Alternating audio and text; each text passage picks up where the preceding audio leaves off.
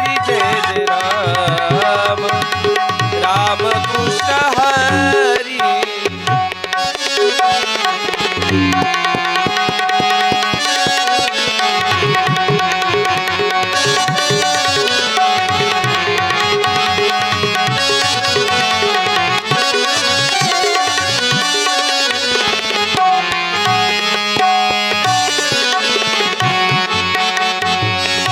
हरी जय जय राम राम कृष्ण हरी जय जय राम राम कृष्ण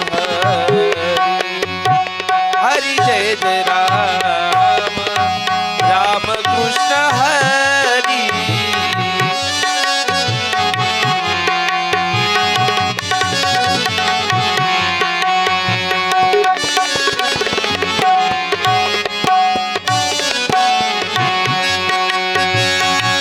जय जय राम कृष्ण हरी हरी जय जय राम कृष्ण हरी हरी जय जय राम राम कृष्ण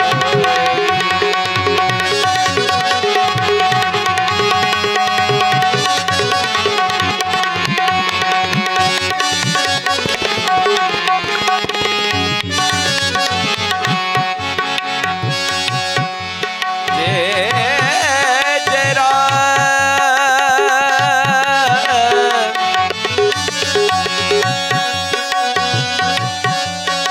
जय जय राम जय जय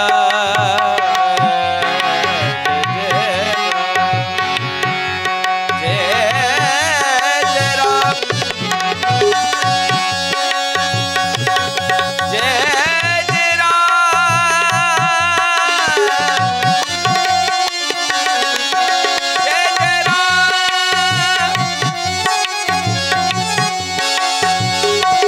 जय जय राम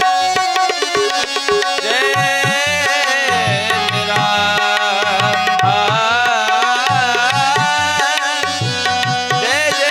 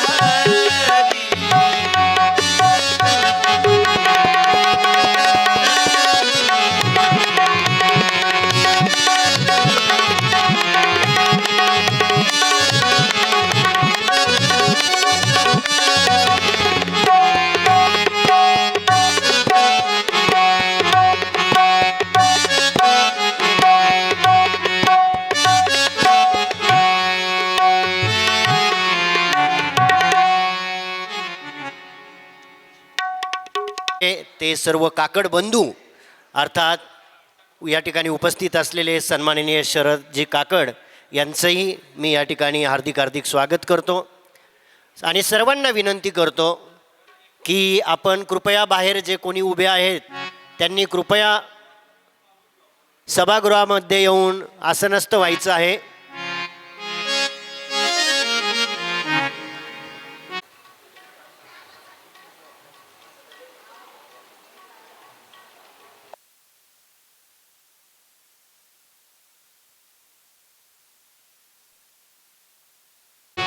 सुख झाली वो साजनी आ सुख झाली वो साजनी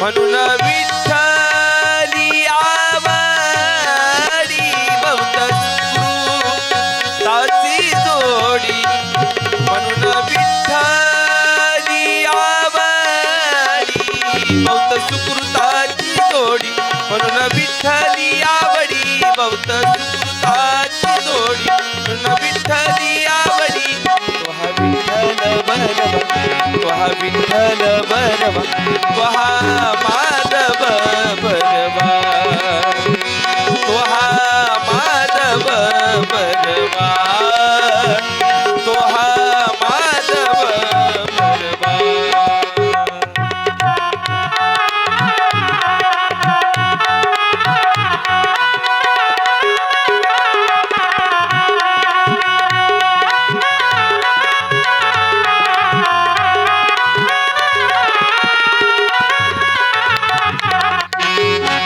सर्व सुखाची आगर बाप रखुमा देवी वर सर्व सुखाची आगर बाप रखुमा देवी वर सर्व सुखाची आगर बाप रखुमा देवी वर सर्व सुखाची आगर बाप रखुमा देवी वर तो हा विठ्ठल बरवा तो हा विठ्ठल बरवा तो हा माधव बरवा तो हा माधव बरवा तो हा माधव बरवा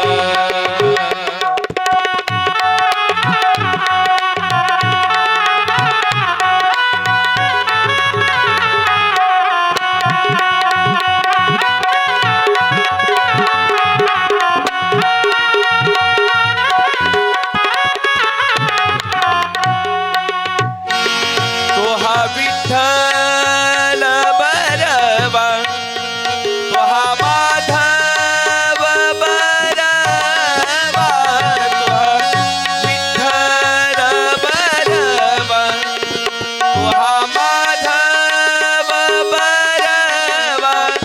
तो हा विठ्ठल बरवा तो हा माधव बरवा तो हा विठ्ठल बरवा तो हा माधव बरवा तो हा विठ्ठल बरवा माधव बरवा तो हा विठ्ठल बरवा तो हा माधव बरवा तो हा माधव बरवा तो हा माधव बरवा माधव बरवा माधव बरवा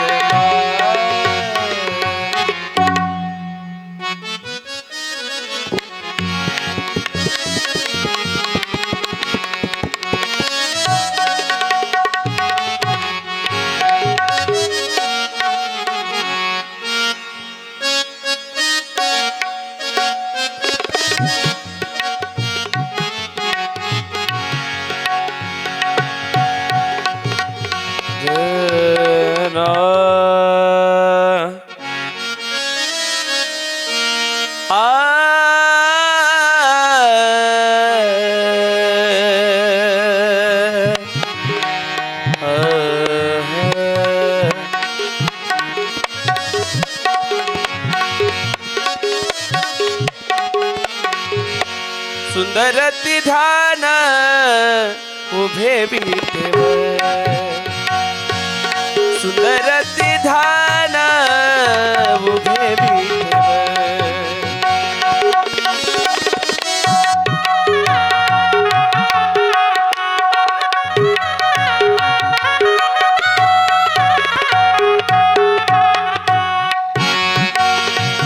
सुंदर ध्यान उभे विठेवर सुंदर ध्यान उभे विठेवर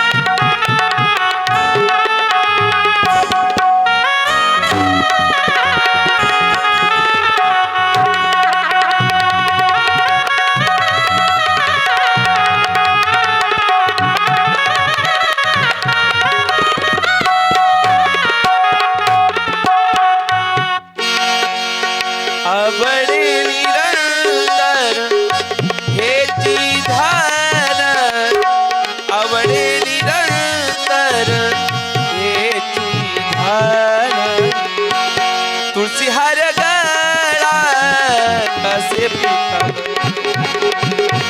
तुळशी हार गळा कसे पीतांबर हार तुळशी गळा कसे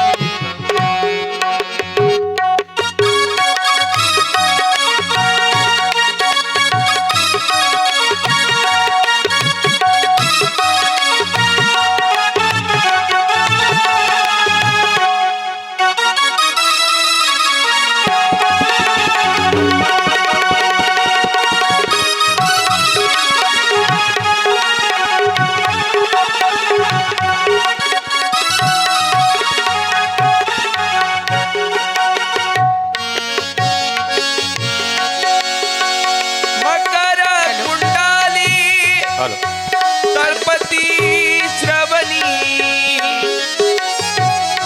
सर्व भाविक भक्तांनी गुरूंच्या आगमनासाठी तयार राहायचे आहे.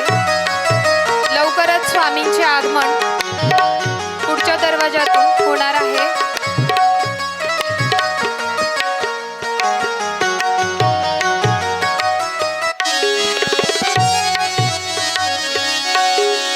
हेची सर्व सुख पाहिन श्रीमुख आवडीने पाहिन श्रीमुख पाहिन श्रीमुख आवडीने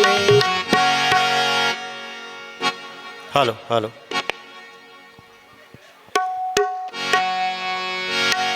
तुळशी हार गळा अतिशय मंगलमय अशा वातावरणामध्ये तुळशी हार स्वामींचे आगमन गळा लवकरच होत आहे.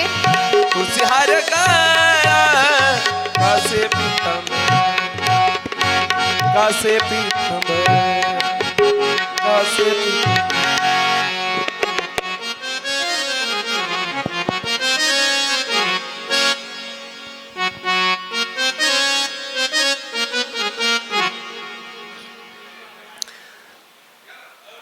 या ठिकाणी लगेचच कार्यक्रमाला सुरुवात होत आहे. मी सर्व भक्तजनांना विनंती करतो की कृपया आपण सभागृहामध्ये येऊन आसनस्थ व्हावं. या ठिकाणी सिद्धिविनायक मानव कल्याण मिशनच्या वतीने आयोजित गुरुपौर्णिमा महोत्सवामध्ये अनेक मान्यवरांचं या ठिकाणी आगमन झालेलं आहे. मी सर्वांचं हार्दिक हार्दिक स्वागत करतो. स्वामी डॉक्टर तुळशीराम गुट्टे महाराज यांचंही आगमन झालेलं आहे आणि प्रवेशद्वाराकडून ते व्यासपीठाकडे येतील त्यावेळेस सर्वांनी पुष्पवृष्टी करायची आहे.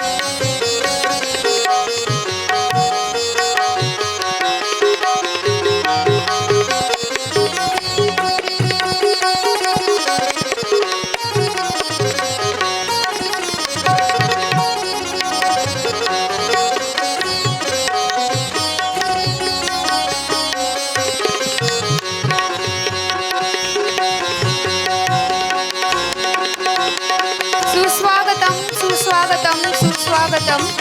या ठिकाणी आदरणीय स्वामी गुट्टे महाराज यांचं आगमन झालेलं आहे. कृपया सर्वांनी महाराजांचे स्वागत करण्यासाठी जागेवर उभे राहा.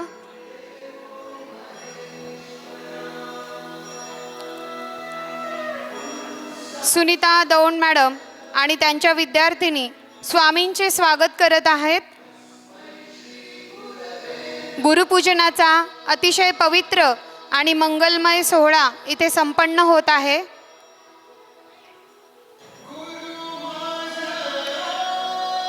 हॅलो. चप्पल खाली.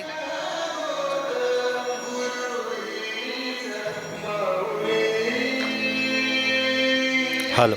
दाखवणारे गुरुत्वत्व म्हणजेच आपल्या जीवनातील सर्वात मोठे भाग्य. आदरणीय उपस्थित मान्यवर, पूजनीय संतवृंद, गुरुजन, पालक, विद्यार्थी आणि उपस्थित सर्व भाविक भक्तगण, सिद्धिविनायक मानव कल्याण मिशन आयोजित गुरुपौर्णिमा महोत्सव 2026 मध्ये आपले मनपूर्वक हार्दिक आणि मंगलमय स्वागत स्वागत स्वागत. असं नसतं व्हायचंय.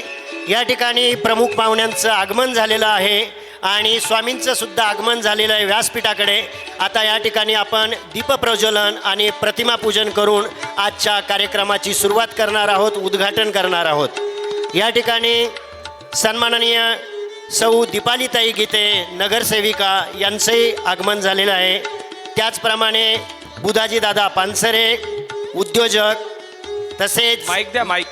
लक्ष्मण जायभावे साहेब नगरसेवक, तसेच व्ही एन नाईक विश्वस्त, त्याचप्रमाणे सन्माननीय कमलेश भाऊ बोडके नगरसेवक, त्याचप्रमाणे सिद्धेश निमसे नगरसेवक, त्याचप्रमाणे सन्माननीय अशोकराव नागरे संचालक व्ही एन नाईक शिक्षण संस्था, या सर्वांचं आगमन झालेलं आहे. तसेच दिनेश भाऊ दात्रक यांचं आगमन झालेलं आहे. या सर्व मान्यवरांच्या हस्ते या ठिकाणी दीपप्रज्वलन आणि प्रतिमापूजन केलं जात आहे.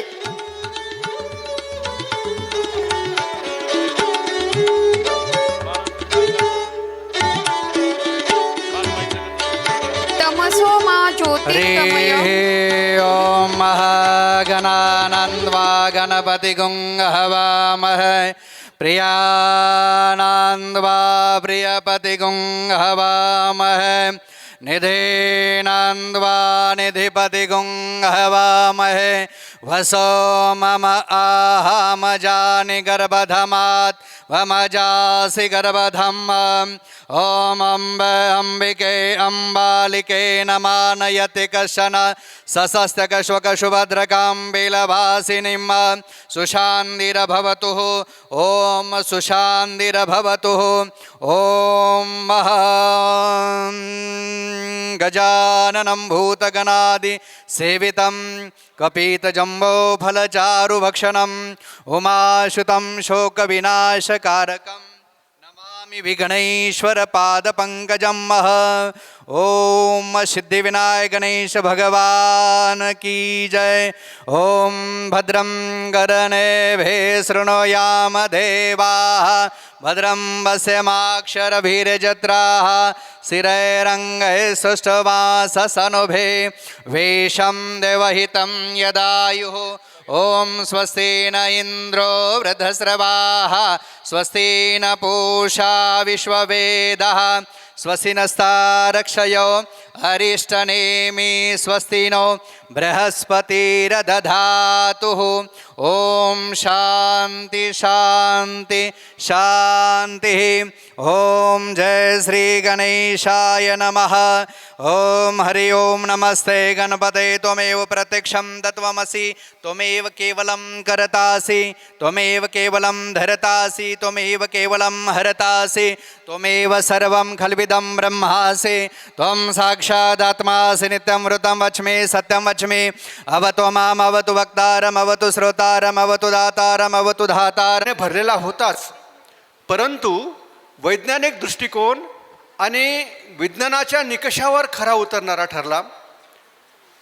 वैज्ञानिक विश्लेषण त्याचं केलं गेलं. अनेक विद्वानांनी, अनेक शास्त्रज्ञांनी, अनेक संत महंतांनी, योगी महंतांनी त्या यज्ञामध्ये स्वतःची हजेरी लावली आणि स्वतःचे अभिमत त्या ठिकाणी मांडलं. त्यामुळे त्या दिव्य ज्ञानापासून, त्या दिव्य स्पर्शापासून सुरू झालेली महाराजांची घोडदौड आज तागायत थांबलेली नाही. त्यांनी मग मागे वळून कधी पाहिलंच नाही. त्यानंतर काहीच वर्षांनी, काहीच काळानंतर त्यांनी सिद्धिविनायक मानव कल्याण मिशनची मुहूर्तमेढ रोवली. ही मुहूर्तमेढ रोवल्यानंतर एक मोठा प्रपंच, एक मोठा मिशनचा एक मोठा उद्योग त्या ठिकाणी सुरू झाला. आणि केवळ आध्यात्मिक स्थापनेपुरतं किंवा आध्यात्मिक ज्ञानापुरतंच सीमित न राहता सामाजिक, कौटुंबिक उत्थान, पर्यावरण, आरोग्य अशा अनेक समाजाच्या अंगांना स्पर्श करीत महाराजांनी केवळ अध्यात्माबरोबरच या सगळ्या गोष्टींची मुहूर्तमेढ अत्यंत सुरेख पद्धतीने घालून दिली. आणि युवकांना बरोबर घेत, विज्ञानाची सांगड धरत आणि अध्यात्माची कास धरत नव्या युवकांना एक योग्य दिशेने ज्ञानाचा प्रकाश अगर कोणी जर देत असेल महाराजांनी त्या ज्ञानाचा प्रखंड एक नवा तपस्वी मार्ग युवकांसमोर त्यांनी मांडला. आणि विज्ञानाची कास धरत असताना समाज, अध्यात्म आणि आरोग्य या वेगवेगळ्या अंगांना स्पर्श करून ती सगळी प्रकारची एक मोठी ज्ञानवाट, स्वतः एक मोठी महामार्ग, ती पायवाटेपासून महामार्गापर्यंतचा तो प्रवास आज तागायत चालू आहे.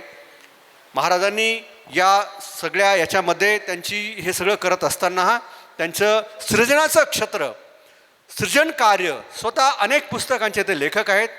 अनेक वर्तमानपत्रात त्यांचे मोठे मोठे स्तंभ प्रकाशित झालेले आहेत. आणि आजही तुळस पुष्प म्हणून एक अत्यंत विचारांचा सुगंध घेऊन ते अनेक दैनिकांमध्ये प्रकाशित होत असतात. त्यांचे लेख, अनेक प्रकारचे पुस्तकं, आपण त्या पुस्तकांचा आस्वाद इथं घेऊ शकता. इथं ते पुस्तकं ठेवण्यात पण आलेले आहेत. ती पुस्तकं आपण घेऊ शकता. आणि महाराजांच्या ज्ञानवाटा कशा विविध प्रकारच्या आहेत, कशा विभिन्न प्रकारच्या आहेत ते आपण त्याचा महसूस करू शकता. तर आपण जरूर त्या गोष्टीचा लाभ घ्यावा.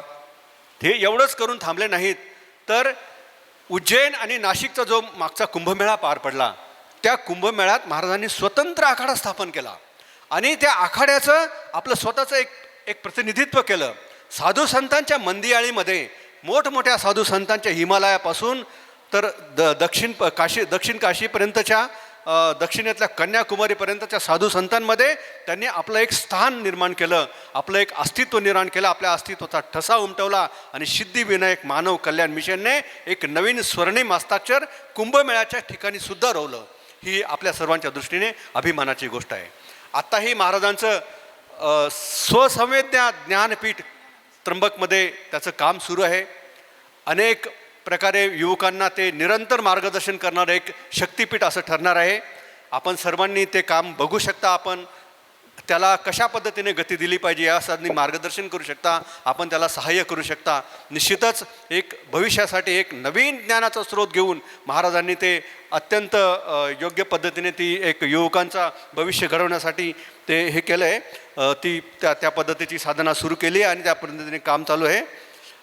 मला दुसरी गोष्ट एक अत्यंत प्रकर्षाने आजच्या वेळेमध्ये सांगायला आवडेल आपल्याला की मित्रांनो, बुवाबाजीचं अत्यंत स्तोम माजलेलं असताना ठिकठिकाणी खोटारडे लोक अध्यात्माच्या क्षेत्रामध्ये येत असताना, दुनियाभरची फसवेगिरी चालू असताना खरं कोण आणि खोटं कोण सामान्य व्यक्तीच्या, सामान्य साधकाच्या मनामध्ये हा अत्यंत मोठा संभ्रम निर्माण झालेला असताना, अशा परिस्थितीत नेमकं खरं कोण आणि खोटं कोण, खरा गुरु कोण आणि खोटं गुरु कोण, आपण आता पाहिलं अशोक खरातांच्या माध्यमातून कशा प्रकारचे भोंदूगिरी करणारे लोक अध्यात्माच्या क्षेत्रात येऊन अध्यात्माला, निरंतर धर्माला किती प्रकारे बदनाम करत आहात, हिंदू धर्माला कशा पद्धतीने काळीमा फासत आहात.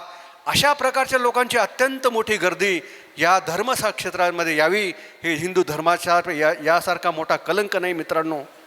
त्यामुळे अशा परिस्थितीच्या, संभ्रमाच्या, या दिग्भ्रमाच्या परिस्थितीमध्ये खरा साधू कोण, खोटा कोण याची पण आपल्याला ओळख करता आली पाहिजे. परंतु मला एक अत्यंत मोठं विवेचन करत असताना हा सगळा गुट्टे महाराजांचा प्रवास बघत असताना मला एक जाणवलं की अध्यात्माच्या ज्या शाश्वत वाटा आहेत, जसं ध्यान, मौन, वैराग्य, तपसाधना, अशा प्रकारच्या ज्या साध्या साध्या वाटा आहेत परंतु अत्यंत मौलिक आहेत, गुट्टे महाराज त्या वाटांचे अनुसरण करणारे योगी आहेत. म्हणून आपण त्यांच्या मार्गाने चालायला हवं. नाहीतर तथाकथित साधू महात्मे आपल्याला पुष्कळ मिळतात, आपल्याला भरकटवतात, आपल्याला त्यांच्या नादी लावतात आणि आपण कुठल्या कुठं भरकट जातो. मूळ अध्यात्म ईश्वराचा स्पर्श कुठल्या कुठं राहून जातो आणि आपण अंधार वाट्याने निघून जातो. परंतु गुट्टे महाराज ज्ञान कर्माच्या मार्गाने सृजनाच्या वाट्याने चालणारे संत आहेत. त्यानंतर मौन साधनेवर त्यांचा खास करून त्यांचा व्यासंग आहे. त्यानंतर तप, ध्यान या साधनेला त्यांनी अंगीकार केलेला आहे. त्यामुळे कुठंतरी ती अध्यात्माची प्रखर ज्योत, तो एक मिनमिन त्या प्रकाशापासून एक चांगली पायवाट त्यांनी तयार केली आहे. त्यामुळे ते पथप्रदर्शक असे योगी आणि तरुण आहेत. म्हणून त्यांचा मार्ग आपण अनुसरायला हवा. या प्रसंगी मला विशेष आवर्जून पद्धती ही गोष्ट आपल्या सर्वांना या गुरुपौर्णिमेच्या प्रसंगी सांगायची आहे. आणि जाता जाता मी फक्त एवढंच म्हणेन की जंगल में रहो या बस्ती में, लहरों में रहो या कश्ती में, महंगी में रहो या सस्ती में, रहो राम नाम की मस्ती में. अगर रहोगे राम नाम की मस्ती में तो 4 चांद लग जाएंगे आपकी कश्ती में, 4 चांद लग जाएंगे आपकी कश्ती में. पुनश्च डॉक्टर गुट्टे महाराजांच्या चरणी या गुरुपौर्णिमेवर सादर वंदन करतो. विश्वनाथ महाराजांच्या चरणी सादर प्रणाम करतो, वंदन करतो. आपला सर्वांना भक्तगणांना अभिवादन करतो आणि माझं हे लांबलेलं प्रास्ताविक इथे पूर्णविराम देतो. जय हिंद, जय महाराष्ट्र.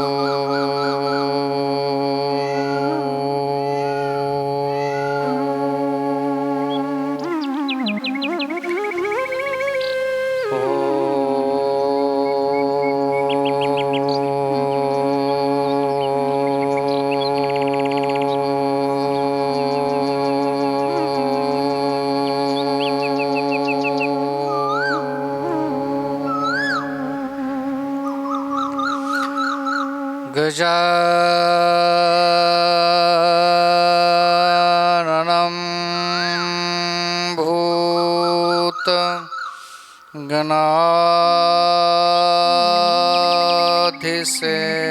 गणाधिसेवितं कपीतजम्बो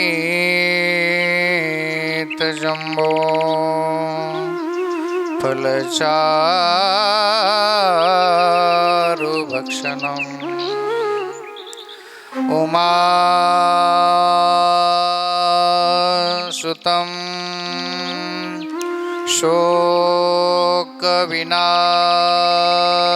शोकविनाशकारकं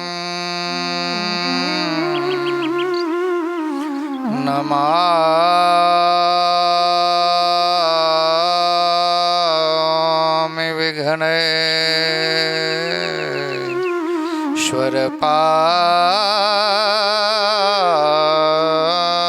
विघ्नेश्वरपादपङ्कजम्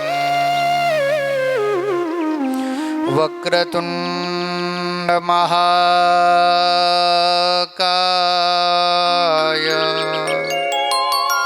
सूर्यकोटि समाप्रभ निर्विघ्नं कुरु मे देव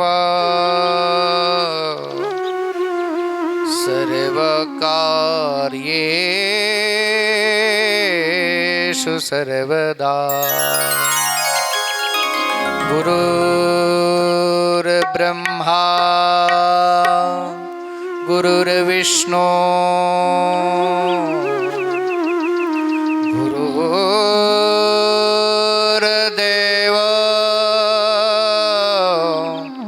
महेश्वरा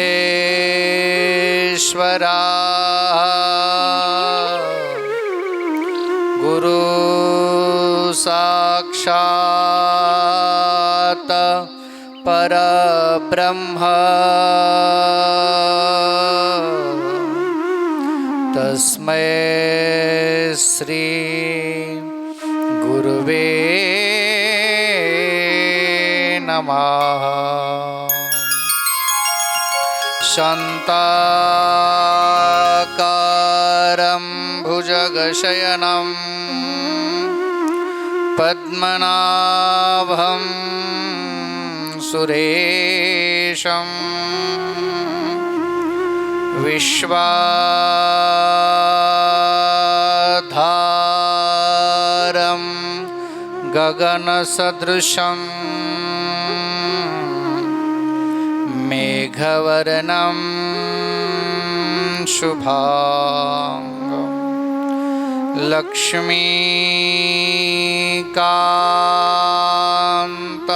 कमलनयनं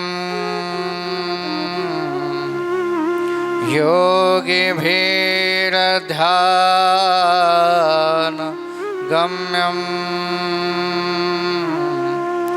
वन्दे विष्णुं भवभयहरं सर्वलोकैकनाथम्।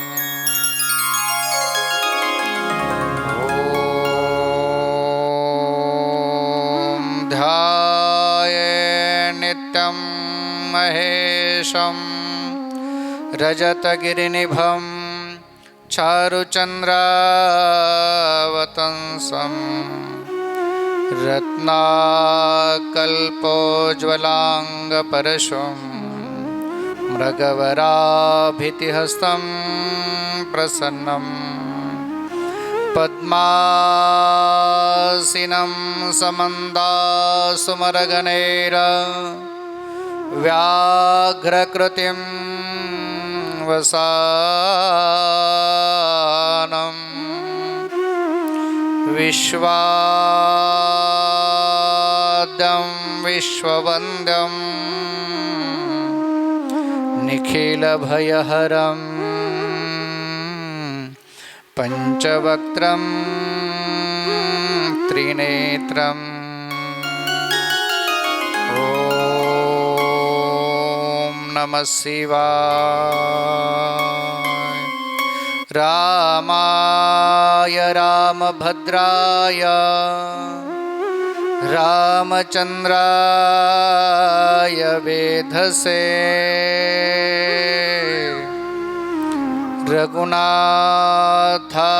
रघुनाथाय नाथाय सीताया पतये नमः। मनोजवं मारुततुल्यवेगं जितेन्द्रियं बुद्धिमतां वरिष्ठं वातात्मजं वानरयूतमुख्यं श्रीरामदूतं शरणं प्रपद्ये। वसुदेवसुतं देवं कंसचाणूरमर्दनं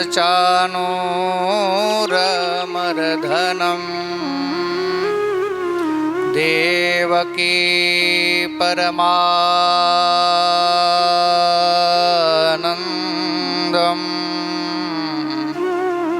कृष्णं वन्दे जगद्गुरुं।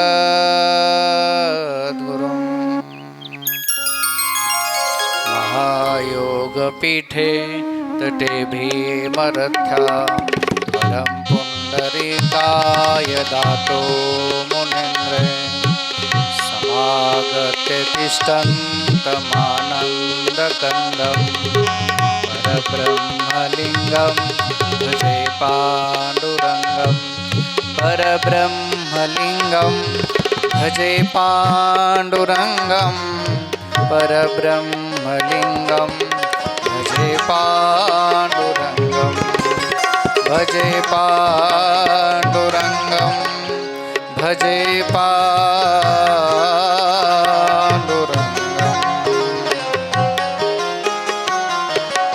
ॐ गजानन जय गजानन श्री गजानन ॐ गजानन जय गजानन श्री गजानन ॐ गजानन जय गजानन श्री गजानन ॐ गजानन जय गजानन श्री गजानन ॐ गजानन जय गजानन श्री गजानन गजानन जय गजानन श्री गजानन ॐ गजानन जय गजानन श्री गजानन गजानन जय गजानन श्री गजानन ॐ गजानन जय गजानन श्री गजानन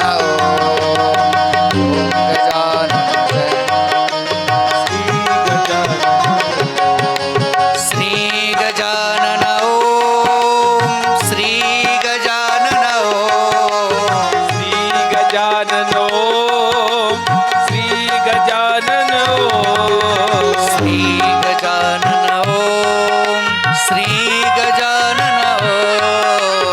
श्री गजानन श्री गजानन ॐ गजानन जय गजानन श्री गजानन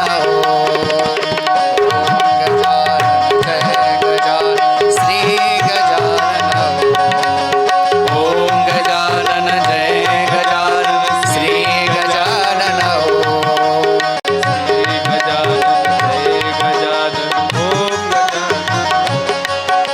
श्री गजानन जय गजानन ओम गजानन श्री गजानन श्री गजानन श्री गजानन श्री गजानन श्री गजानन श्री गजानन श्री गजानन ॐ गजानन जय गजानन श्री गजानन जय गजानन श्री गजानन ओम गजानन जय गजानन श्री गजानन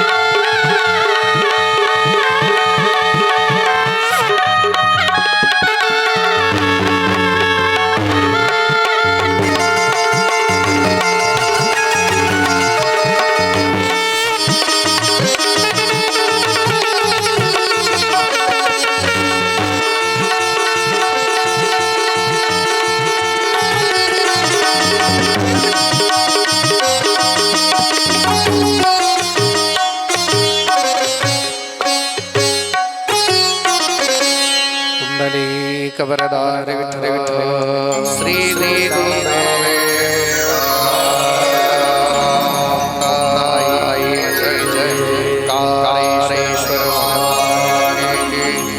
मौले ज्ञानेश्वर सद्गुरु तुकाराम गुरुवर्य विश्वनाथ श्री सती संग बाबा संत वामन महाराज श्री सती संत सतीनाथ महाराज जय जय सब सन कलंगी जय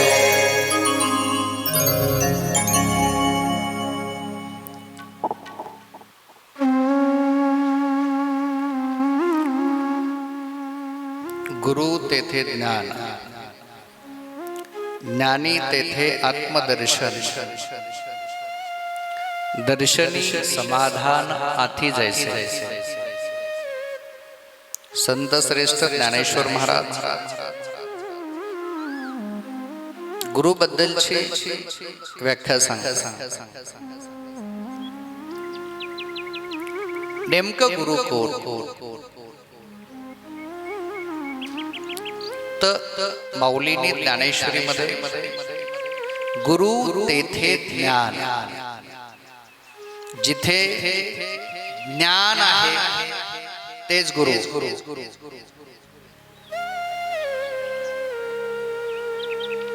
कारण ज्ञान हे पवित्र आहे आणि ज्ञानासारखी पवित्र कुठलीही गोष्ट नाही. ज्यांच्याकडे ज्ञान आहे ते गुरु आहे. कारण ज्ञान नसेल तर त्या जीवनाला अर्थ नाही. आणि ज्ञान प्राप्त करण्यासाठी गुरूंची आवश्यकता आहे. आणि म्हणून भारतवर्षामध्ये व्यास पौर्णिमा गुरुपूजनाची पौर्णिमा म्हणून प्रसिद्ध आहे. आपल्या गुरूंबद्दलचं असलेलं ऋण व्यक्त करण्याचा हा दिवस आहे. आपल्या गुरूंबद्दलची मनामध्ये असलेली आस्था, प्रेम, विश्वास ही कृतज्ञता व्यक्त करण्याचा दिवस आहे. म्हणजे गुरुपौर्णिमा. कारण अनेक वेळेला अनेक गुरु आपण बघत असतो. पोशाखाने वेगळे गुरु, काही अवडंबर केलेले गुरु असतात की लोकांचं लक्ष आपल्यावर वेधावं म्हणून. कारण त्यांच्याकडे काही नसतं, ज्ञान नसतं, मग ते बाकीचा प्रपंच करत सुटतात. मग ते फार काही धारण करणार, हे करणार की लोकांचं आपल्याकडे लक्ष लावलं.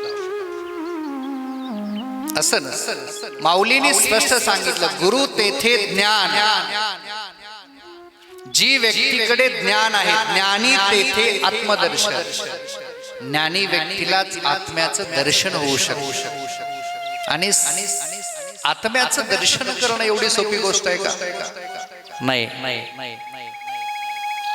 इथे जर मी तुम्हाला अंगठ्या दिल्या असत्या, तुमचं भविष्य सांगितलं असतं,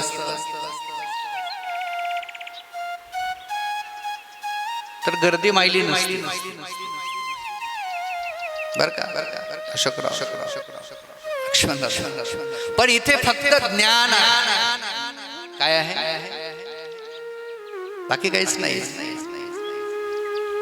आणि ज्ञान ही गोष्ट प्राप्त करण्यासाठी पूर्ण आयुष्य डेडिकेट करावं लागतं. पूर्ण आयुष्य. का ज्ञान रस्त्यावर पडलेलं नाहीये. आणि जे अज्ञानी लोक आहेत त्यांची काय परिस्थिती आहे हे तुम्ही टीव्हीवर नेहमीच बघत असतात. मी तुला दुसरा काही शब्द वापरत नाही, त्याला काय म्हणतो? अज्ञान. का? कारण की त्या अज्ञानपणामध्ये काही गोष्टी घडतात. मला एक शिष्य आला आणि म्हणाला, गुरुदेव बघा ना, लोकांकडे किती गर्दी असते. म्हटलं असू दे, तो फुग्गा कधी फुटेल सांगता येत नाही.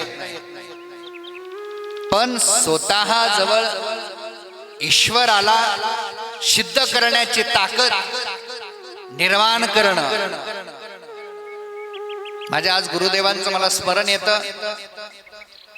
मी 12वी सायन्सला शिकत असताना साबळे साहेब एक STD, पहिले STD कॉल असायचे आणि मी ओंकारेश्वरला साधना करायचो. आणि STD कॉल करताना गावाकडे कधीतरी STD कॉलवरून बोलायचो आणि मी त्या STD वाल्याकडे जायचो. तो STD वाल्याने मला एक सांगितलं की छोटे महाराज, आमचे गुरुदेव पुढे मोठे महाराज आणि आम्ही छोटे महाराज. मग गुरुदेवाकडे गेल्यानंतर ते मला STD वाला म्हणाला की तुम्हाला सगळ्यात जास्त जर पैसे कमवायचे असतील तर तुम्ही ज्योतिष शिका. कारण लोकांचं ज्योतिषाबद्दल फार वेड आहे लोकांना. उत्तमराव, का लोक प्रचंड तुमच्याकडे अट्रॅक्ट होतील. तुमचं मी म्हटलं अरे मला खरंच वाटलं, कारण एक तेव्हा काय 11वी 12वीचं वय म्हणजे काय फार मोठं वय नसतं. आणि या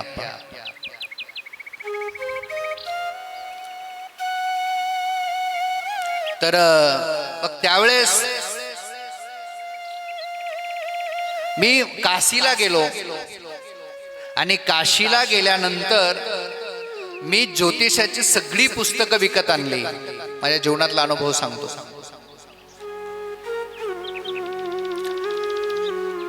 तर कुठली पुस्तकं होती ती, तर सामुद्रिक शास्त्र, हस्तरेखा, फेस रिडिंग, अंकगणित, मी सगळी पुस्तकं आणली काशीवरून. आणि ती पुस्तकं आणल्यानंतर माझे गुरुदेव, मी 12वीला अभ्यास करत असताना गुरुदेव आले, म्हणाले काय अरे तू याच्यावर पोट भरणार, तू लोकांना भविष्य सांगणार. माझे गुरुदेवाने एक वाक्य वापरलं होतं त्यावेळेस की जगात असं जर कोणाला भविष्य कळालं असतं तर अप्पा भारताला डिफेन्सवर एवढा खर्च करायची गरज पडली नसती पडली. मूर्ख आहेस म्हणले मला, लालचे पोटी तुला हे लागले, कुणीतरी तुला हे शिकवलेलं दिसतंय. मनातलं ओळखतो तो गुरु असतो, बस दुसरा गुरु नसतो. आणि मग त्या गुरुदेवाने मी त्या दिवसपासून ते सगळी पुस्तकं कपाटात पडली. मला वाटतं की गणपतराव हडपे आणि राजेंद्र सोनवणे माझ्याकडे आले होते आणि मी एकदा त्यांना हे सगळी पुस्तकं दाखवली होती.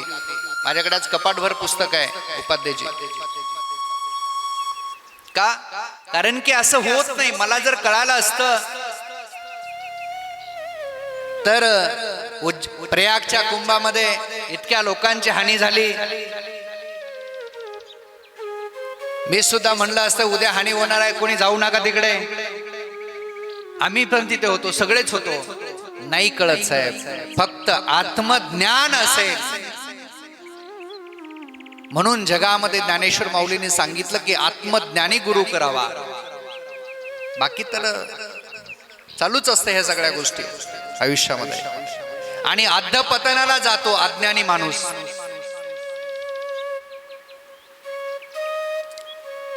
म्हणून आपल्या जीवनाचा उत्कर्ष कसा होईल हे गुरु शिकवतात. याच्याकडे गुरुचं लक्ष असतं. आणि दुसरी गोष्ट म्हणजे आपल्या जीवनाला दिशा देण्याचं काम, डिसिप्लिन ऑफ लाईन देण्याचं काम गुरुदेव करत असतात. गुरु आपल्या शिष्याच्या मनातलं तत्व ओळखतात, जाणतात आणि जाणून त्याला उपदेश करतात.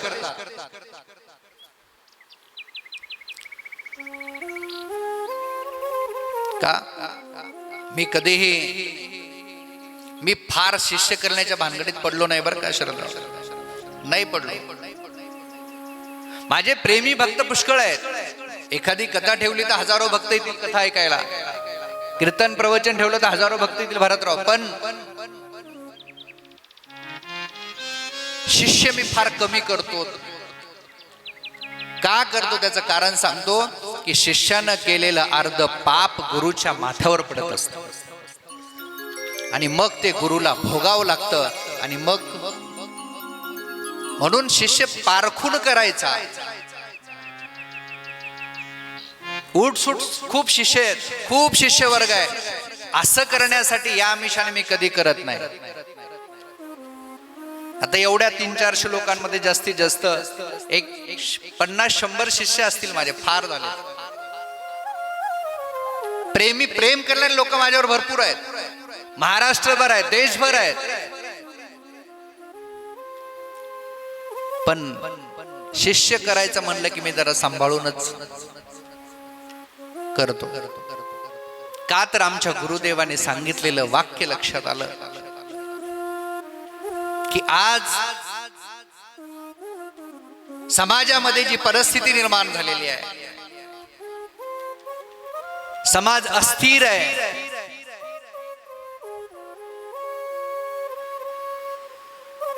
कोणाला आपण काय करावं, कोणाला गुरु करावं, कोणाला काय करावं, कोणावर विश्वास ठेवावा, कोणावर ठेवणार? ज्योतिषकारावर ठेवणार, बाबांवर ठेवणार, म्हणजे समाजामध्ये विश्वास कोणाला ठेवणार, हीच परिस्थिती आपल्याकडे आज निर्माण झाली. कोणावर ठेवायचा विश्वास हा प्रश्न आहे. म्हणून आमच्या गुरुदेवाने सांगितलंय की संतांची जी शिकवण आहे ती शिकवण अतिशय चांगली आहे. तर काय आहे, कोणता अभंग संतांनी गायला त्याच्यासाठी? आपणची देव होय गुरु. आपल्याला कधी कधी कळत नाही ना कोणाला गुरु करावं. मग त्यावेळेस महाराज म्हणतात, म्हणजे माझ्या विठोबाचा कैसा प्रेम भाव, म्हणजे मला कळत नाही पण माझी एक इष्ट देवता आहे. प्रत्येकाची देवता एक आहे का? नाहीये. प्रत्येकाची देवता वेगवेगळी आहे.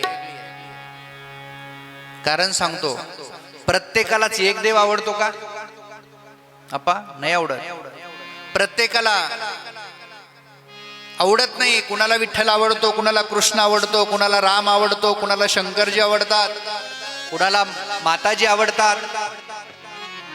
प्रत्येकाचं कारण सायन्स असं सांगत असतं, तुमचे जे जीन्स बनलेले आहे सोनवणे साहेब, त्या जीन्स मध्ये तिथून तुमची आवड सुरुवात होते आणि मग तुम्हाला ती देवता आवडते. म्हणून आमच्या भारतीय संस्कृतीमध्ये 33 कोटी देवता मानल्या जातात आणि त्या देवतेचं कोणतीही पूजा करायची असेल तर सुप्रसिद्ध जगामधले टॉप 10 सायंटिस्ट पैकी एक डॉक्टर विजय भटकर सर, मी जेव्हा त्यांच्याशी, ज्यांनी परम महासंगणकाचे जनक, सुपर कॉम्प्युटरचे निर्माते, त्यांनी मला एक प्रश्न विचारला होता की गुरुदेव, आम्ही सामान्य माणसांनी कुठल्या देवाची भक्ती करायची? कारण आता रामनवमी आले की आपण रामाची भक्ती करतो, कृष्ण जयंती आली की कृष्णाची भक्ती करतो, पांडुरंगाची काल वारी गेली, विठ्ठलाचे भक्त आहेत आपण, उद्या नवरात्र येतात देवीची भक्ती करतो. मग आपण नेमकं आम्ही कोणाची भक्ती करावी? प्रश्न नाहीये का? कोणत्या देवाची आपण भक्ती केली पाहिजे? मग तेव्हा महाराज मी सांगितलं सर, तुम्ही फार मोठे सायंटिस्ट आहात, प्रश्न तुमचा किती रास्त आहे, पण भक्ती करायची असेल ना तर तुम्ही कुठल्याही, तुम्हाला जी देवता आवडत असेल तिची करा आणि त्याला इष्ट देवता म्हणतात. म्हणजे आपली एक देवता. म्हणजे कोणत्या देवतेची भक्ती करायची? म्हणजे तुमच्या ज्या जीन्स मध्ये आहे ना ती देवता ज्याच्याकडे तुमचं ऑटोमॅटिक अट्रॅक्शन आहे. सांगून अट्रॅक्शन करणं वेगळं आणि इतर वेळेला अट्रॅक्शन वेगळं. तर तसं नाही होऊ शकत. भक्ती करायची तर कुठली करायची? मी सांगितलं, तुमच्या आत्म्यामधून जो स्वर निघेल, जी देवता तुम्हाला आवडत असेल ती तुमची इष्ट देवता, ती एकच देवता. मग प्रत्येक गोष्ट त्या देवतेलाच अर्पण करा. म्हणजे मला सांगा, आता पांडुरंग परमात्म्याचे भक्त तुकाराम महाराज, पण तुकाराम महाराजांनी फक्त विठ्ठल भक्ती केली, पण ज्यावेळेस भगवान श्रीकृष्णाच्या समोर ते जातात त्यावेळेस कृष्ण माझी माता, कृष्ण माझा पिता, बहीण बंधू चुलता कृष्ण माझा. पण तरीही पांडुरंगाने कृष्णाने तुकाराम महाराजांना दर्शन दिलंच की नाही? भक्ती कुणाची करत होते? विठ्ठलाची. मीराबाई कुणाची भक्ती करत होत्या? कृष्णाची. पण त्यांना सुद्धा रामाने दर्शन दिलंच की नाही? कुठल्याही देवतेची. मग ते कशामुळे सिद्ध करतो तुम्हाला? कारण की बॉडी म्हटलं ना, बॉडी की पूर्ण शरीर आलं, अंगठ्यापासून सेंडीपर्यंत बॉडी एकच ना. पण बॉडीचे पार्ट, हात पाय डोकं डोळे, पण या बॉडीमध्ये नाव आहेत ना वेगवेगळे का नाही? हे शरीर म्हटलं की एक, आणि नाव म्हटलं की अनेक नाव आहेत. तसं अनेक नाव आहेत, तसं अनेक देवता आहेत, पण ईश्वर एकच आहे. आपुला तोही देव करुणी हा, आपुला तोही देव करुणी हा.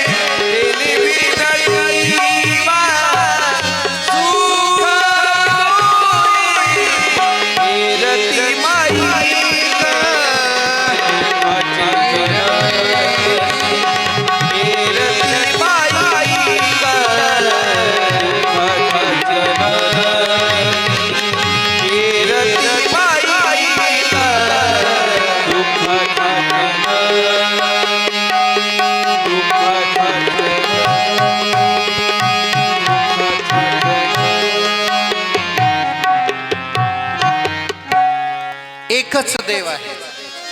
एकोहम बहुशाम, म्हणजे हे वेगवेगळे देवता आहेत पण एकच देव आहे. देवी देवो पाहिजे, अर्धांग नारेश्वर, प्रकृती आणि पुरुष, बस. याच्या व्यतिरिक्त कोणी देव नाही. कोणत्याही देवाची ती. रामाचे भक्त हनुमानजी, पण हनुमानजीला सुद्धा कृष्णाने दर्शन दिलंय. संत तुलसीदास रामाचे भक्त आहे. म्हणजे असं नाही, तुम्ही कुठल्याही देवाची भक्ती करा, त्या देवतेचा प्रसाद तुम्हाला मिळाल्याशिवाय राहत नाही, त्याचं दर्शन तुम्हाला घडल्याशिवाय राहत नाही. त्या देवतेची ताकद एवढी आहे. फक्त तुम्ही त्याच्याशी कनेक्ट होताना सत्य कनेक्ट व्हा. सत्य म्हणजे काय? प्रामाणिकपणाने कनेक्ट व्हा. थोड्या वेळापुरतं इकडे, थोड्या वेळापुरते तिकडे, असं केलं की त्याचा परिणाम चांगला होत नाही. का होत नाही? कारण आपण घडीत एक घडीत ते करतो. असं करायचं नाही.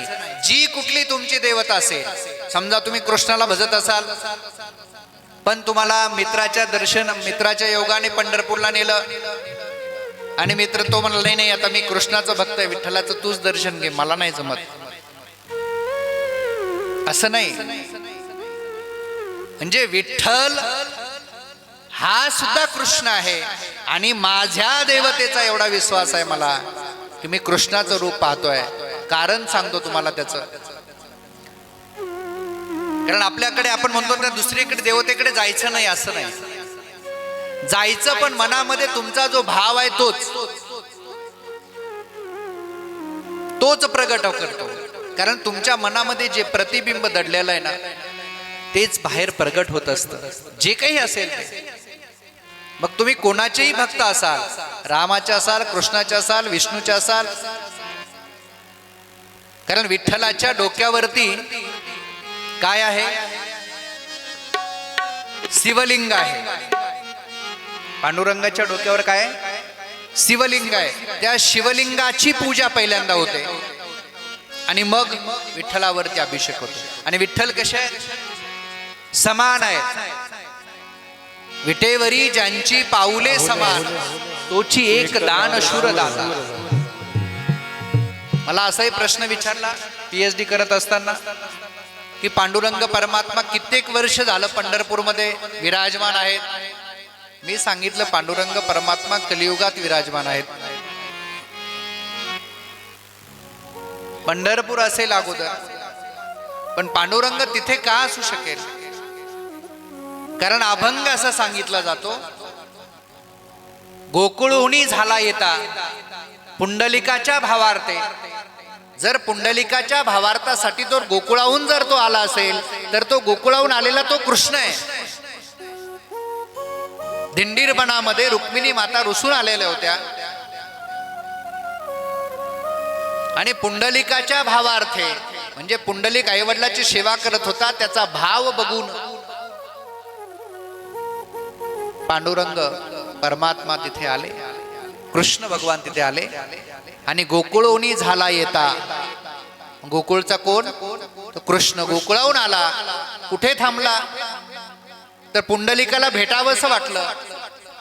ते म्हणले, अरे ठीक आहे पुंडलिका, मला वेळ नाहीये, मी माझ्या आईवडिलांच्या सेवेत आहे आणि त्यांना झोप लागलेली आहे आणि मी जर माझ्या मांडीवर डोकं आहे माझ्या वडिलांचं आणि माझ्या मांडीवरचं मी मांडी उठलो तर कदाचित माझ्या वडिलांची काय होईल? झोप मोडेल. आणि जर ती झोप मोडेल तर मला त्याच्यापेक्षा तू मोठा नाहीयेस. माझ्यासाठी माझी आई ही जगातली पहिली गुरु असते. पहिली गुरु आई आहे. तुम्हाला बोट धरून चालायला शिकवते ती आई आहे. दुसरी गुरु वडील आहे. तिसरे गुरु पृथ्वी माता आहे. चौथे गुरु तुमचे शिक्षक आहेत आणि पाचवे गुरु तुमचे आध्यात्मिक गुरु आहेत. देव प्रसन्न म्हणजे जी ऊर्जा आहे ती तुम्हाला प्रसन्न वाटायचं असेल, प्रसन्न करायचं असेल तर आपल्या आई वडिलांचं सामर्थ्य आपण घेऊन पुढे गेलं पाहिजे. आणि म्हणून त्यांच्या जीवनाचा एक अविभाज्य भाग आपल्या पुंडलिकाने सांगितलं की विठ्ठला ही वीट घे, मी जोपर्यंत माझ्या आईवडिलांची सेवा किंवा झोप त्यांची होत नाही तोपर्यंत त्या विठेवर तू उभा राहा. पांडुरंग अजूनही तिष्ठत असे. म्हणजे कधी आले पांडुरंग परमात्मा? संशोधनाचा विषय आहे. तर 28 युग नाही तर लक्षात ठेवा 28वं युग कलियुग आहे. म्हणून युगे 28 विटेवरी उभा. म्हणजे युग 28 नाही, 28वं युग कलियुग आहे. आपल्याला फक्त सत्ययुग, त्रेतायुग, द्वापारयुग आणि कलियुग. आपल्याला किती युग माहिती आहेत? 4 युग माहिती आहेत. पण याच्याही अगोदरचे काही युग आहेत. त्या युगाच्या अगोदर नाहीतर कलियुग हे 28वं युग आहे आणि 28व्या युगामध्ये तो पांडुरंग परमात्मा त्या विठेवर उभा आहे. म्हणून युगे 28 विटेवरी उभा. वामांगी रखुमाई. बाजूला कोण आहे? डाव्या बाजूला दिशे दिव्य शोभा. आणि ते महाराज सगळ्यांना दर्शन देतात. मी कशामुळे सांगत होतो की कुठल्याही देवतेची भक्ती करा पण एकनिष्ठ करा. त्याचं उदाहरण देतो तुम्हाला. संत नरहरी सोनार महाराज पांडुरंग परमात्म्याकडे गेले. करदोडा त्यांना एका भक्ताला देवाला चांदीचा करदोडा करायचा होता. माप घ्यायचं होतं पांडुरंगाच्या कमरेचं आणि कमरेचं माप घेत असताना त्यांनी सांगितलं की महाराज मी दुसऱ्या देवाची मूर्ती पाहत नाही, तुमच्यातला भेद जावा म्हणून सांगतोय बरं. काय गुरु काय करत असतो? तुमच्यातला भेद संपवत असतो. गुरु हे ज्ञान देत असतो. गुरु दुसरं काही करत नाही. भेद कसा संपवायचा आहे? तर त्या नरहरी सोनार महाराजांनी कमरेचं माप घेण्यासाठी गेल्यानंतर ते म्हणे मी कुशल आहे तर मी काय करेल, डोळ्याला पट्टी बांधली, मी विठ्ठलाचं मुख पाहणार नाही.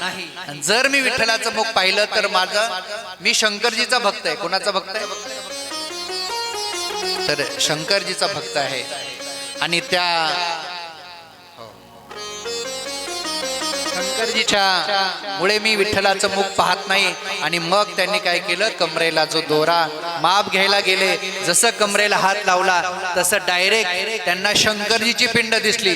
डोळे उघडले की पांडुरंग दिसले. अरे अरे अरे, आणि मग डोळे उघडले की पांडुरंग दिसले, डोळे बंद केले की शिवलिंग दिसायचं. म्हणून हरिहरा भेद नाही नका करू वाद. म्हणजे अशातला भेद करू नका. तुम्हाला ज्या देवतेचं स्मरण करायचंय पण त्या देवतेशी तुम्ही प्रामाणिक राहा. मग आपण नाही आता आम्ही विठ्ठलाचे भक्त आहे, नाही जाणार आम्ही चक्रधर स्वामीच्या मंदिरात. काय बिघडलं का तुमचं? महाराष्ट्रामध्ये संत ज्ञानेश्वर आणि चक्रधर महाराजांनी, चक्रधर स्वामींनी जीवनामध्ये मराठी भाषेचा प्रचार केला. आणि त्या काळामध्ये जी अज्ञानता होती त्यांना अज्ञान दूर करण्यासाठी प्रयास केला. आणि अशा प्रयास करणाऱ्या ह्याच्यामध्ये म्हणून मला म्हणायचं, भेद पाहू नका. भेद पाहिल्यानंतर आपल्या मनामध्ये भेद निर्माण होतो. आपण एकनिष्ठ भक्त राहा. कुठेही जायचा प्रसंग आला तरी देव कोणताही रागावत नाही. म्हणजे जरी एखाद्या पंथा, आता मला सांगा, मी महानुभाव पंथाच्या घरामध्ये गणपती बसवलेला माणूस आहे. का बसवतो?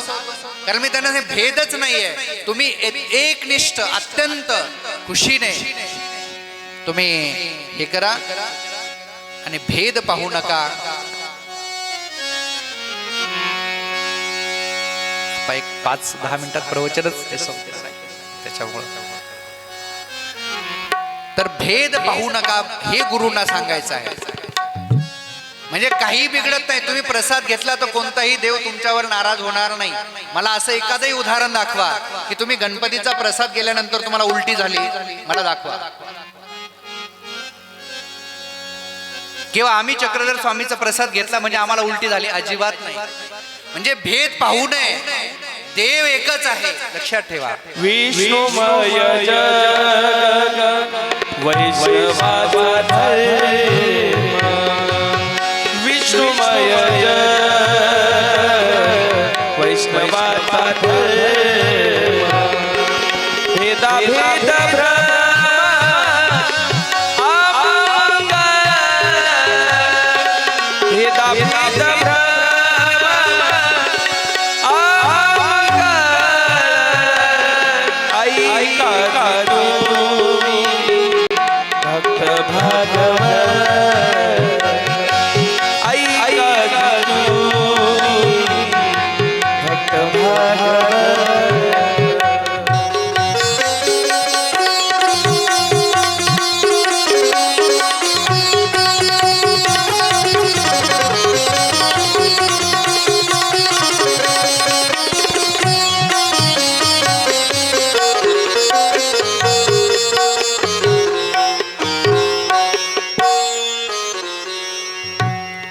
विष्णुमय जग वैष्णवांचा धर्म, भेदा भेद ब्रह्म अमंगळ.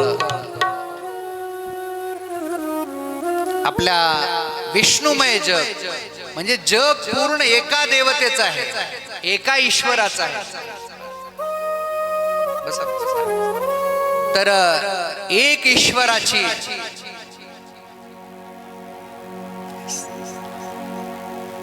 म्हणून कुठल्याही पंथांमध्ये भेद पाहू नका. मला हे आजचं हे शिक्षण द्यायचं. आपण काय करतो, भेद पाहतो आणि आपण जीवन आपलं एकनिष्ठतेकडे बनवत नाही. एक ईश्वर तत्व आहे, एकच आहे. या जगात कुठे गेला तुम्ही, एकच तत्व आहे, एकच. मग तुम्ही कृष्णाचं नाव घेतलं तरी चालेल, विठ्ठलाचं घेतलं तरी चालेल, रामाचं घेतलं तरी चालेल.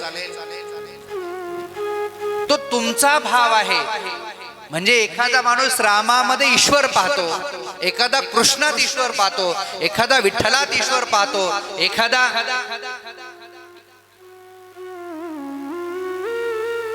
देवी भक्त असेल तो देवीमध्ये ईश्वर पाहत असेल. कुठल्याही भक्तामध्ये लक्षात ठेवा, भेद असता कामा नये. मी सरळ सरळ कुठेही जातो आणि मला तर वाटतं मी कोणतं गाव ते तुमचं उत्तमराव, हा? पाचोरे गावामध्ये जेव्हा मी गेलो, कीर्तन केलं आणि त्या कीर्तनामध्ये मला काही महानुभव साधक भेटले आणि त्यांनी सांगितलं की गुरुदेव, आज आमच्या मनातला भेद मिटला. ही खरी गुरुची शिकवण. बाकी मला काय सांगायचं ना गुरुपौर्णिमेनिमित्त, म्हणजे ही खरी शिकवण पाहिजे गुरूंची. नाही तर नाही त्यांच्याकडे कशाला जाता, ते काय विठ्ठल कुठं राम कुठं देव आहे का? नाही, तो कृष्ण असे राम असे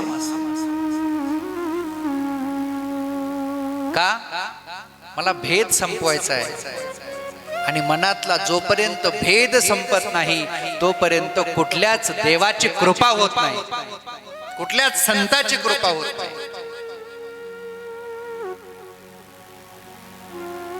का?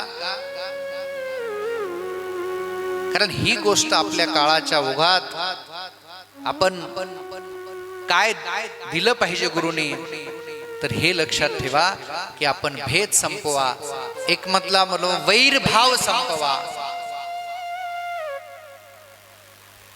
तुम्हाला जाता जाता एक गोष्ट सांगणार आहे, अगदी 5-7 मिनिटात प्रवचन संपवणार आहे.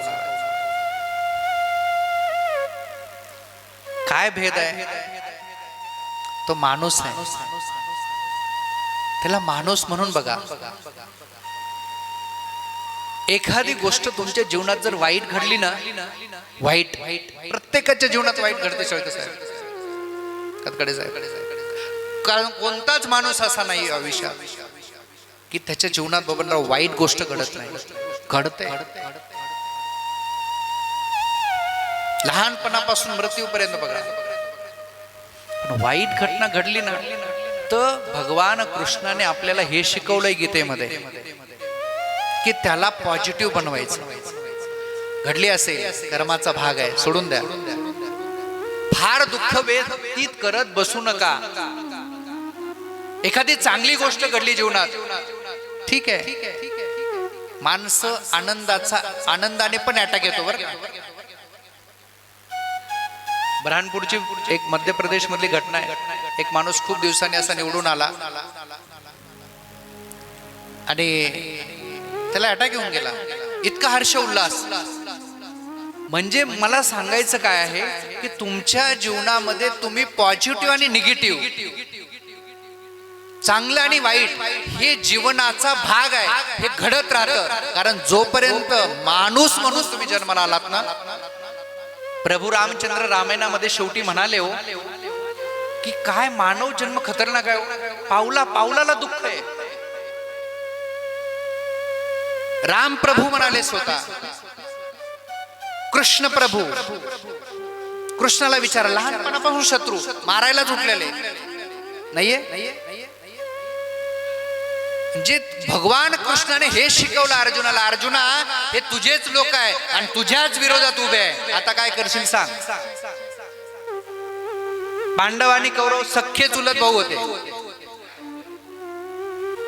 मग तुमचेच लोक तुमच्या विरोधात जेव्हा उभे राहतात त्याच्यासारखं दुःख नाही. म्हणून अर्जुनाला सांगितलं कृष्णाने, अर्जुना अरे हे जरी सत्य असलं तरी इथे तुला कर्तव्य करायचंय. म्हणून तू काय कर, प्रसन्न सदा चित्त प्रसन्न ठेव. चांगली गोष्ट घडो अथवा वाईट घडो, वाईट घडते. मी अनेक लोकांना, केदार साहेब, अनेक लोकांना जेव्हा जेव्हा जातो आणि सांगत असतो की ज्यांचा कुणाचा 12 वर्षाचा मुलगा मेला असेल, ज्याचा पत्नी तरुणपणात मेली असेल, एखाद्याचे वडील वारलेले असतील, एखाद्याची आई गेलेली असेल, एखाद्याची पत्नी वारलेली असेल, मी त्यांना जाऊन सांगतो की नाही, हा जीवनाचा एक भाग, समाधानी पुढे चल. त्याच्या दुःखापासून आपलं आयुष्य संपू नको. म्हणून मला सांगायचंय की आज प्रसन्न राहा. जे घडेल ते घडेल. आपण त्र्यंबकेश्वरला सुसंवेद्य साधनापीठ निर्माण करण्याचा संकल्प मागच्या गुरुपौर्णिमेला इथं केला. शेळके साहेब त्यांनी फार सुंदर स्ट्रक्चर बनवलं. कातकडे साहेब ते आपल्या तिथले त्या साधना पीठाचे RCCचे काम पाहणारे आर्किटेक्ट आहेत. मला सांगा, लोकांच्या मनात शंका झाली, गुट्टे महाराज काय स्वतःसाठी बंगला वगैरे बांधतात काय तिथे? साहेब मी तुम्हाला रिअल सांगतो, मी आजही सुखी आहे. आणि माझा आयकॉन APJ अब्दुल कलाम आहे, माझे आयकॉन महात्मा गांधी आहे, माझे आयकॉन लाल बहादूर शास्त्री आहे, रतन टाटा माझे आयकॉन आहेत. नाही हो, म्हणजे मी कारण या संत साहित्याला कोळून पेलेलो आहे मी. मला माहिती आहे की याच्यात काहीच नाही आहे. आपलं फक्त आपण कर्तव्य करत राहायचं. झालं तर होईल, नाही झालं तर नाही होईल. काय त्याच्यात काय माझं बिघडणार आहे? नाही. पण हाती घेतलेला संकल्प पूर्ण होणार आहे, तुमच्या सर्वांच्या सहकार्याने होतोय. तुम्ही भरभरून मदतही केलेली आणि प्लीन लेवल पर्यंत ते काम आलेलं आहे. मला हे का सांगायचं होतं लक्षात घ्या की एखादी घटना घडते ती देवाची इच्छा आहे, नाही तर तीही देवाची इच्छा आहे असं समजून चला. जर देवावर विश्वास नसेल तर असं समजा निसर्गाची इच्छा आहे, निसर्गावरही विश्वास नसेल तर समजा नियतीची इच्छा आहे. म्हणून चांगलं झालं तरी हुरळून जाऊ नका आणि दुःख आलं तरी घरामध्ये रडत बसू नका. हा आजच्या गुरुपौर्णिमेचा संदेश आहे. हे वीरे आनंदे ऐसे राहावे. हे वीरे आनंदे ऐसे राहावे. चित्ती असू द्यावे समाधान. चित्ती असू द्यावे समाधान.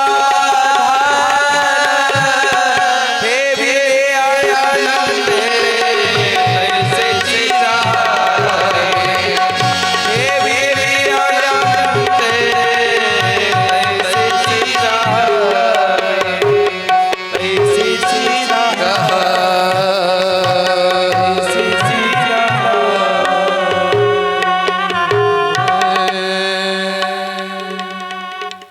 काय तत्व आहे हे संतांनी दिलं. ठेविले अनंते तैसेची राहावे, चित्ती असू द्यावे म्हणजे चित्ती असू द्यावे समाधान, दुसरं काहीच नाही.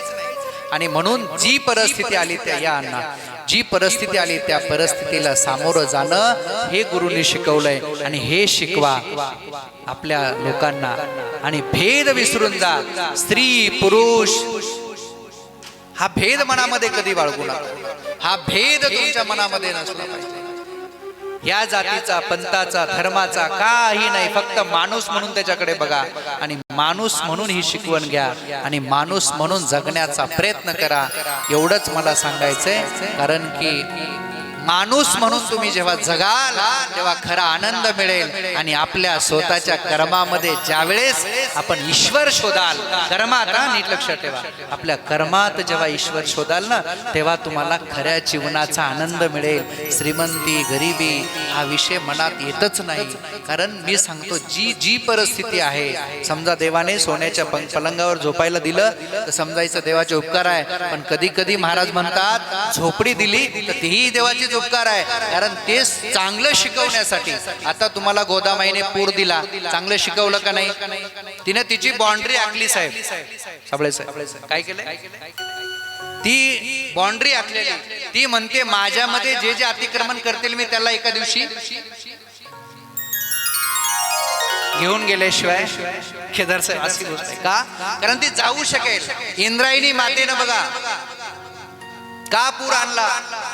महापूर काय येतो? केमिकल सगळं त्या इंद्रायणीमध्ये सोडलेलं. वारकऱ्यांना हात धुवायला जागा नव्हती. इतकं स्वच्छ होतं का पाणी? नाही. देवाने सगळं वाहून नेलं. एक दिवस लक्षात ठेवा असा प्रसंग येतो की सगळं तुम्ही अतिक्रमण कुणावरही केलं, कुणाच्या मनावर करा, कुणाच्या शेतात करा, कुणाच्या घरात करा अथवा कुठल्या बाउंड्रीमध्ये करा. या ताई तर असे अतिक्रमण करत असताना सुद्धा म्हणजे इथे काय आहे तर ते अतिक्रमण करणं म्हणजे कोणाचेही कुठे अतिक्रमण केलं तरी सुद्धा आपल्याला धक्का बसतो. लक्षात ठेवा. म्हणून गोदाबाई माईने सगळी तिच्या बाउंड्रीमध्ये कोणी अतिक्रमण करू नका. आणि जेव्हा जेव्हा बसत आहे तर जेव्हा जेव्हा तुम्ही अतिक्रमण कराल तेव्हा तुम्हाला ईश्वर आणि नियती शिक्षा दिल्याशिवाय राहत नाही. म्हणून लक्षात ठेवा, मी 3 मुद्दे यावेळी सांगितलेले आहेत. पहिल्यांदा भेद पाहू नका. दुसरी गोष्ट, जीवनामध्ये जगत असताना सुख दुःख येत राहतात आणि सुख दुःख येत असल्यानंतर तिथे त्यावेळेस तुमच्या मनाची समाधानता महत्वाची आहे. आणि तिसरी गोष्ट अशी आहे की तुम्ही तुमचं कर्म चांगलं करा की तुम्हाला मरताना एवढंच वाटलं पाहिजे. तुम्हाला सांगतो, गुरुपौर्णिमे निमित्ताने मरताना एवढंच वाटलं पाहिजे, यार मी खूप छान जगलो, मी खूप छान जगलो, आजही गेलो तरी मला हरकत नाही, एवढं वाटावं, इतकं चांगलं चांगलं. दुसरं काही करू नका आयुष्यामध्ये. आणि हाच माझा संदेश आहे तुम्हाला. अशा प्रकारे आज गुरुपौर्णिमेचा उत्सव आपण इथे आमच्या गुरुसाठी, माझे गुरु परमपूज्य विश्वनाथ महाराज शास्त्री, की ज्यांनी माझ्या समोर मेलेला माणूस उठवलेला होता. मी त्या गुरूंचं नाव अंधारात आहे, पडद्याच्या मागे असतंय, पण ठीक आहे, ते मला माहिती आहे की माझे गुरुदेव काय होते. पण आपापल्या गुरूंकडे शक्ती असते, त्या शक्तीचा उपयोग करा. आपलं आज गुरुपौर्णिमे निमित्ताने गुरूंच्या, आपापल्या गुरूंचं पुण्यस्मरण करा आणि गुरुचं वचन, गुरुनी दिलेली आपल्याला शिक्षा ही नक्कीच अंगीकारा. आपल्या जीवनाचा उद्धार होईल आणि आपल्या जीवनाचा जेव्हा उद्धार होईल तर ते गुरुशिवाय होत नाही. सद्गुरु सारिखा असता पाठीराखा, इतरांची लेखा कोण करी, म्हणजे इतरांची लेखा कोणी करू शकत नाही. म्हणून गुरु प्रसन्न जर झाला तर आपल्या जगात सगळे सुख मिळतात. एखादे देव प्रसन्न नाही झाला तरी चालेल. शेवटचं वाक्य आहे, देव प्रसन्न झाला नाही तरी चालेल, पण गुरु प्रसन्न व्हावा. कारण देव जर आपल्यावर रुसला तर गुरु जाऊन त्याला समजवतात. एवढी ताकद अण्णा गुरूंमध्ये. पण गुरु संतापला सीमाताई तर देव सुद्धा तिथे आडवं येऊ शकत नाही. खूप सारे उदाहरण आहेत माझ्याकडे. आणि आजच्या काळामध्ये सर्व क्षेत्रामध्ये गुरूंची गरज असते. म्हणून सचिन तेंडुलकर सारखे भारतरत्न प्राप्त झालेले महान क्रिकेटपटू ते सुद्धा आजही गुरु आचरेकरांची आठवण करतात. किती मोठं झालं तरी साहेबाई साहेब, म्हणजे कशामुळे, तर ही गुरूंची एक वेगळी ताकद असते. आणि आपल्या पाठीमागे जर गुरु असतील तर आपलं जीवन नेहमीच उज्ज्वल होत राहतं. आणि आपल्याला योग्य दिशा मिळत नसेल तर आपले गुरुदेव आपल्याला योग्य दिशा दाखवण्याचं काम करतात. म्हणून आजचा भारतीय संस्कृतीमध्ये गुरूंच्या कृतज्ञतेचा दिवस आहे. एक संकीर्तन घेऊ आणि आपण विविध मान्यवर आले, बस गुरु एक संस्कार आहेत ते करून आपण आपल्या पुढच्या कार्यक्रमाकडे वळूया. नमः शिवाय हर भोले,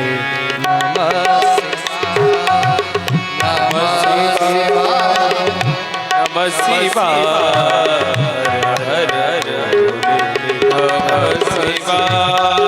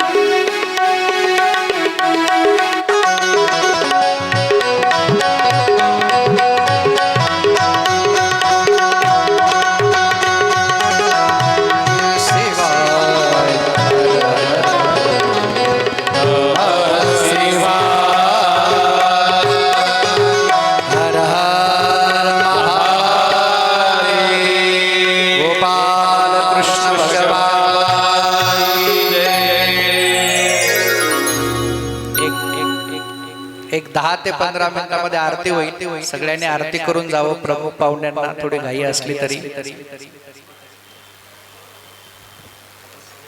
अतिशय मंगल आपणा सर्वांना लाभलेले आहे. ज्याप्रमाणे समुद्रामध्ये अथांग समुद्रात मोती खोलवर दडून बसलेला असतो आणि त्याला शोधण्यासाठी आपल्याला खूप श्रद्धा, भक्ती तसेच संयम हवा असतो, त्याचप्रमाणे गुरूंचे मार्गदर्शनसुद्धा आपल्याला सहजासहजी लाभत नाही. आणि आज गुरूंनी केलेल्या या मार्गदर्शनामुळे आपले जीवन नक्कीच व्यक्तिमत्व घडवण्यासाठी तसेच आत्मसाक्षात्कार घडवण्यासाठी आपल्या गुरुजींचे हे मार्गदर्शन आपणा सर्वांना अमूल्य ठरेल यात शंका नाही. या ठिकाणी सन्माननीय आमदार सीमाताई हिरे या गुरुजींचा, स्वामींचा या ठिकाणी सन्मान करत आहेत. त्यांच्यासोबत डॉक्टर मंजुषाताई दराडे,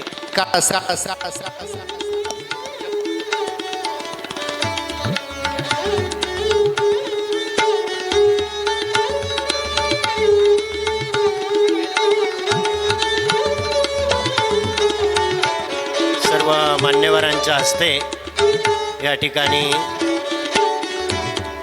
स्वामीजींचा गुरु